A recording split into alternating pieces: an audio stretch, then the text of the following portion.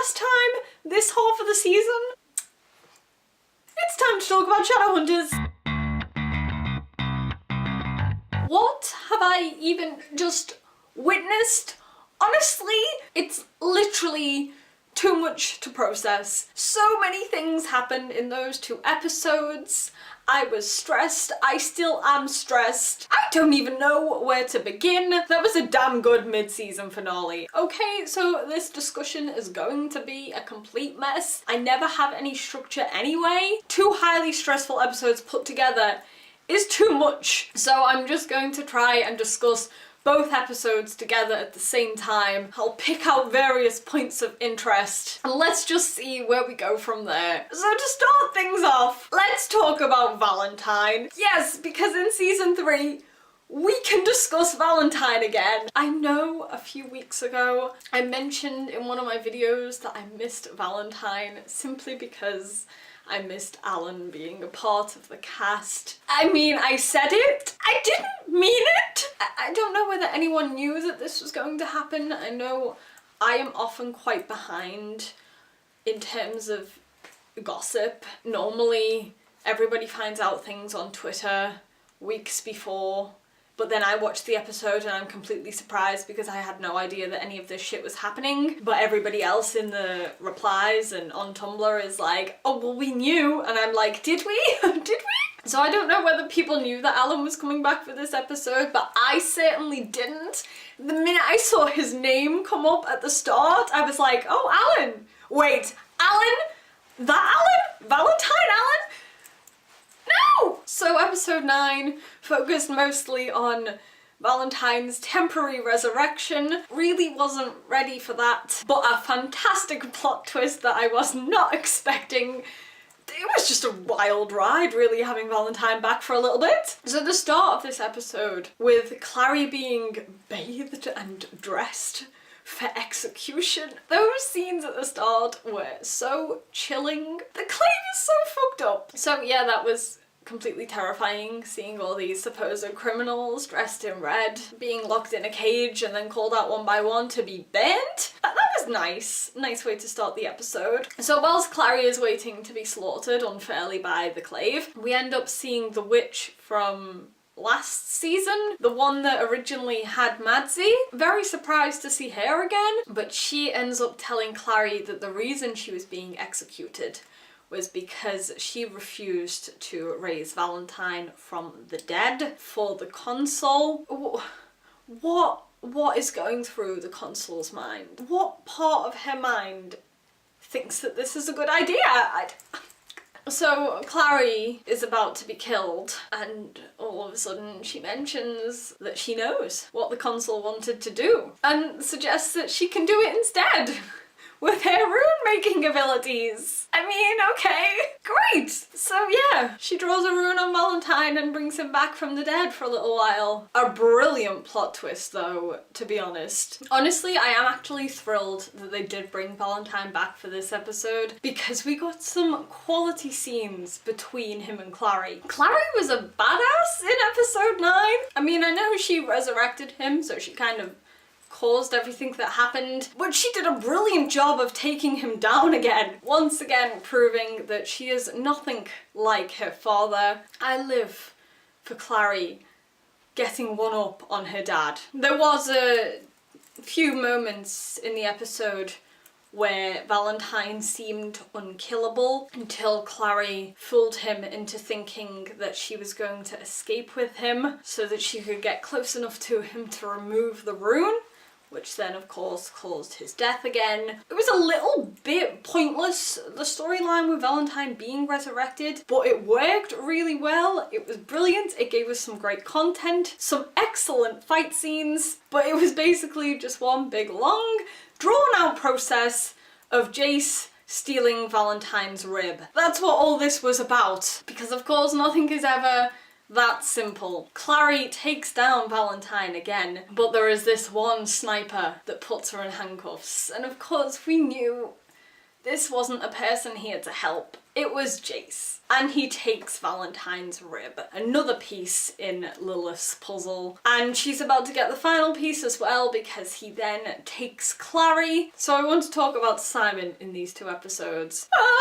My heart broke for him so goddamn much. Heidi is freed by Lilith. Lilith manipulates Heidi into manipulating Simon. So after Lilith gives Heidi a talking to, Heidi ends up holding Simon's family hostage.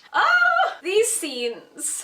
I knew at some point this was going to come up again because yes, Simon's family have been hypnotized before into forgetting that he's a vampire. But you know, we had to touch upon that subject again. There was no way that we could just forget that. And it really came to a head in this episode. This scene was so horrible with Heidi telling Simon's mum and sister that he was a vampire, cutting his sister's neck. All through the episodes leading up to this point, we were shown so many teasers of how hungry Simon was. His fangs appeared when he was talking to Jordan.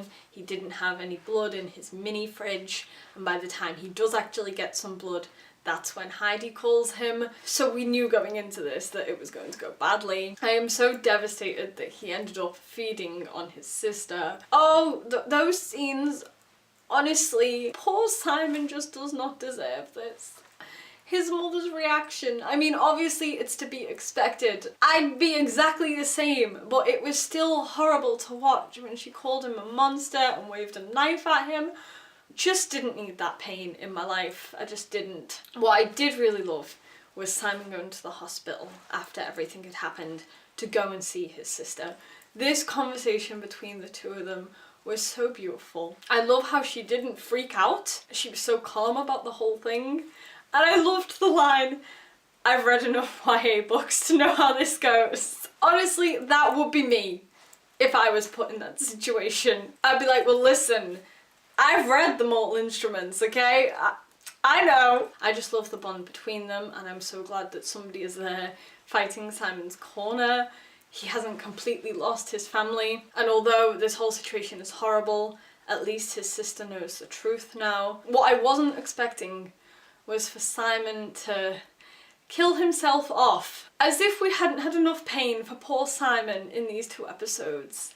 He then goes to see his mum, who first of all thinks he's here to kill her, but he ends up hypnotizing her to believe that Simon is dead. Horrific! The only positive things, Simon-wise, that we got from this episode was that we finally got some Sizzy. Definitely not in the way I wanted it, but we got some Sizzy moments in these episodes. Everyone else is off and busy doing other things, so it's Izzy that ends up by Simon's side in these 2 episodes. She is the one to help Jordan save him from the situation with Heidi. She is there at the hospital to hug him after all of this horrible stuff has happened, to reassure him that it's not his fault. Definitely getting the beginning of Sizzy, and I'm excited! Although exceptionally sad for Maya because I love her with Simon. I hate that this show has done this to me. So that was what went down with Simon. He was a big help at the end as well, but I'll discuss that later. I've got to give it up for Alberto in these 2 episodes though, because he's just such a fantastic actor. Just incredible. I can't praise him enough. Okay, so let's talk about Magnus and Alec. I mean, we all knew that Magnus was going to eat him. We figured out that he was possibly going to eat him back when we first got the promos for season 3. I still wasn't ready for it. In episode 9, he comes up with this plan to harness the magic of other warlocks to try and do this spell to free Jace, but he needs the permission from Lorenzo Ray, the High Warlock of Brooklyn. So despite Alec having a fantastic chat with him, a wonderful attitude from Alec there by the way, it doesn't go well and Lorenzo's not gonna let it happen. So we end up with an amazing fight scene between Magnus and Lorenzo. What I will say about these 2 final episodes is that we got some great action. The fight scenes were incredible, and this one between Magnus and Lorenzo, yes! The magic looked great. My boy got in so many good hits. Lorenzo was shaking. He can threaten Magnus with banishment all he wants. Nobody likes him, so he can just... So yeah, Magnus's only option after Lorenzo is to go and see his father. When he tells Alec about it, obviously Alec doesn't really want him to do it, but then I love how Magnus asked, tell me Jace isn't worth it, and obviously Alec can't do that. What I loved in these scenes as well is that it showed that yes, Magnus was doing it for Alec, but he was also doing it for Jace as well. He was doing it for all of them, really. Whether he likes it or not, he is attached to these characters. He's a part of their world now. So it was completely his decision to go and ask his father for help. So let's talk about his father. Asmodeus. First of all, Edom looked creepy as hell. Asmodeus's lair was also creepy as hell. And then there was Asmodeus himself. First of all, he has a beautiful voice. I love his voice a lot. Second of all, he has a beautiful look. I don't want to like Asmodeus, but I do. Very much. Third of all, he is the biggest mood in the world. When Magnus first appeared and he was like, my beautiful boy. Same! That's me whenever I see Magnus. I can relate! We got to learn more about Magnus's backstory in this episode, because before Magnus went to see his father, he did tell Alec a little bit more about his past with him. He clearly went to train in magic with his father when he was a kid because he didn't have anyone else to turn to. The thing that got me when Magnus was talking to Alec about his past is when he said that he went with him because Asmodeus was the only other person in the world who had his eyes. That broke me apart a little bit. I think there's definitely a lot more shit between Magnus and Asmodeus, and we've only just scratched the surface of it. Now that Asmodeus has been introduced, I think we're going to get a lot more of that in the future of the show. At least I hope so.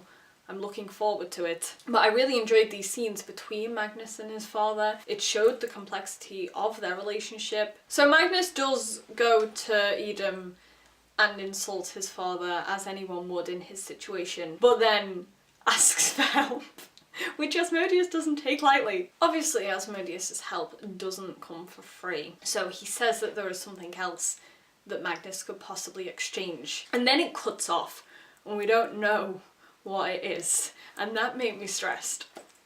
We find out later on in the episode when the rest of the characters go to the place where Lilith is hiding. Lilith sends her disciples down to fight the characters, and we end up with this heartbreaking fight between Alec and possessed Jace. This scene was awful.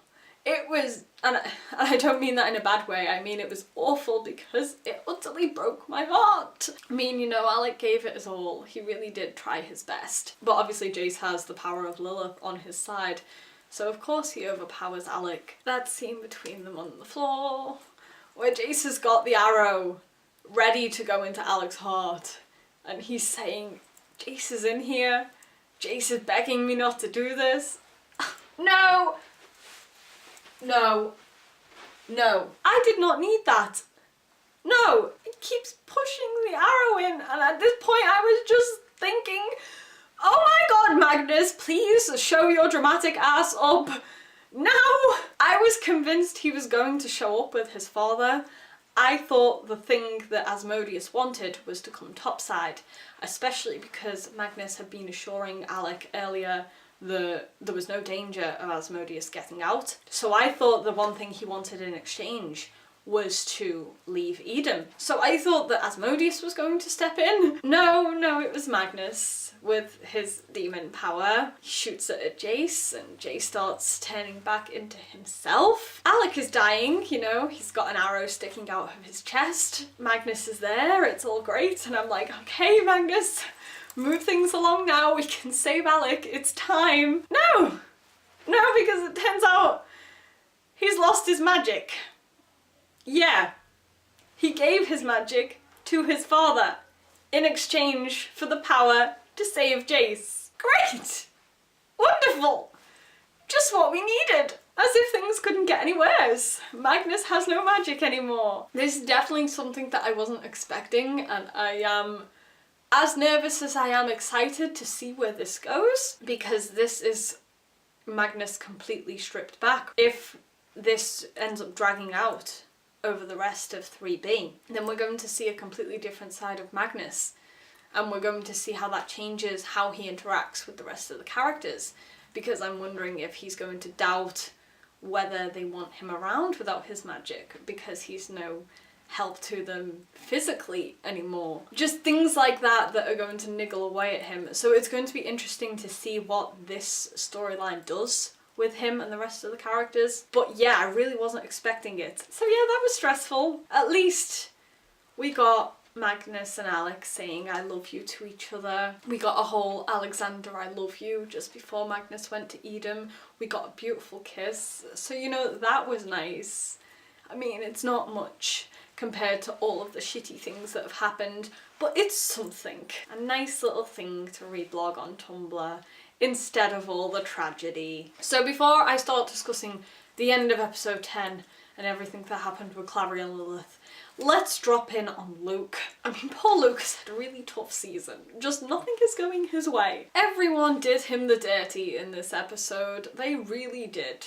The people that are supposed to have his back did not have his back. The wolves in his pack.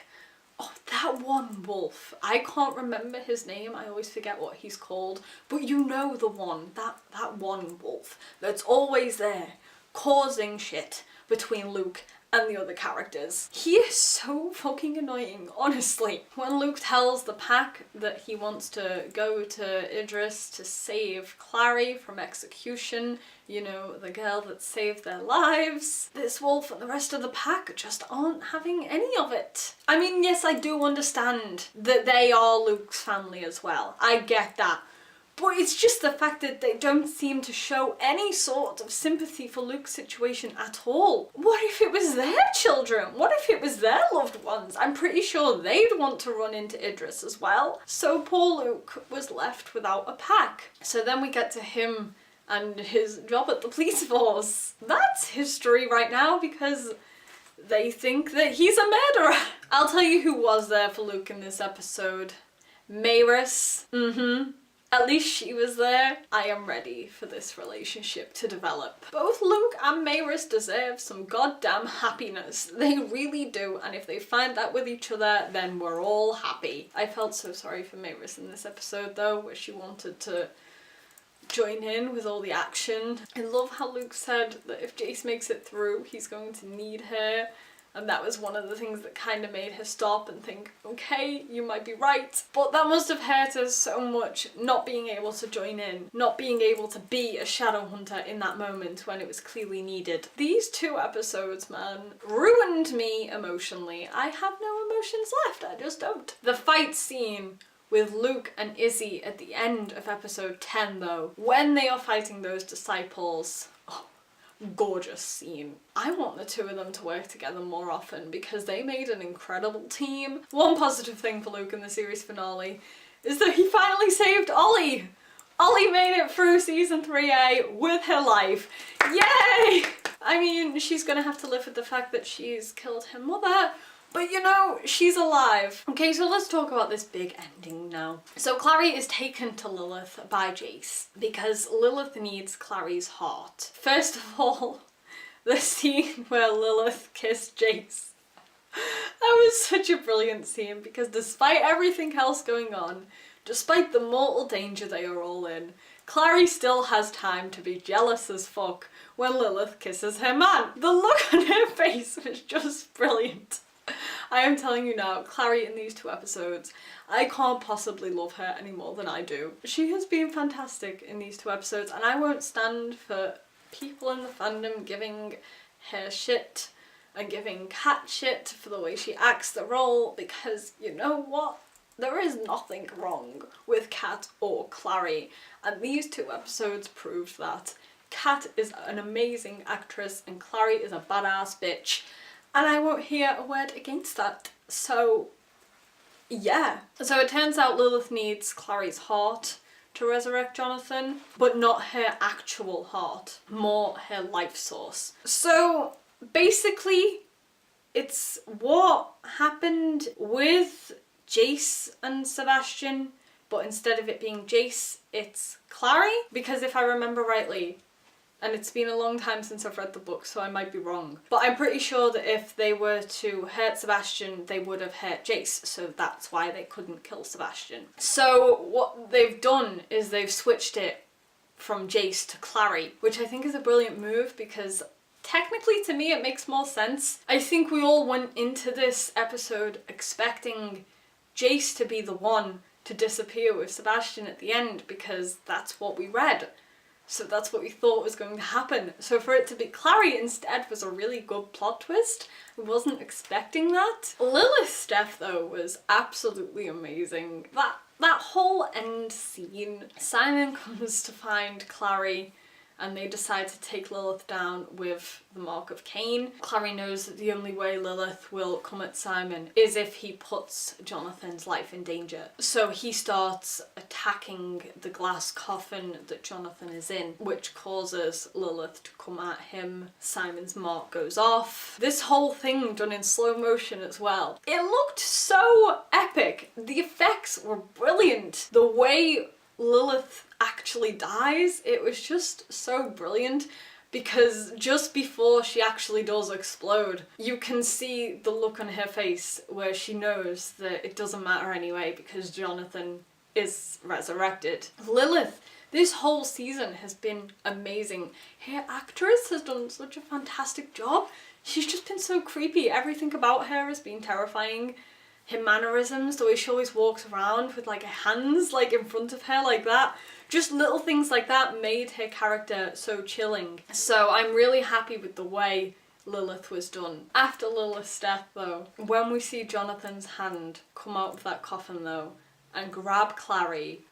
So terrifying. And then of course we have Jace bursting in. He's on his way to save the love of his life. And he gets up there and he finds Simon climbing back over the building. The way he walked up to him, not gonna lie, thought he was gonna go in for the kiss on Simon for a second there. I was like, wow, Jace, you've really missed people that much. But no, he's just exceptionally worried about Clary and wants to know where she is. And then we have Simon, of course, who thinks he's killed her with the explosion going off because of the Mark of Cain on his head. As if Simon hasn't been through enough. He's having a really bad night. So that was that. I honestly have no idea what season 3B is going to be like. Are we going to follow City of Lost Souls? I mean, I really hope so, just because that whole concept of the moving house was great. You know, Howl's Moving Castle vibes with City of Lost Souls. But it would be very interesting to see what that story is like with Clary in Jace's place. Overall though, these two episodes were really fantastic. They were so cinematic, like visually they looked stunning. Any changes from City Fallen Angels that were made in these two episodes I actually really enjoyed. Oh, well actually the one thing I don't like is Magnus losing his magic. I mean, I do like it in terms of how it's going to change the story, but I don't know if I'm ready to see Magnus stripped of his magic. Yeah, that's going to be a really big change to see in him next season. Honestly, I know there is probably so much that I have forgotten to talk about. If there is anything else that you want to discuss, feel free to leave it down in the comments. Please do let me know all of your thoughts on these two episodes. What are your predictions for season 3B? What do you think is going to happen? Let me know all the Shadowhunters things. So thank you guys so much for watching my videos throughout season 3A. It means a lot to me. I will see you for more Shadowhunters discussions in August when we get the rest of the season. Let's just pray that between now and then we get a season 4 announcement, because you know that is what we all want and that will keep us going. I will see you all soon. Bye!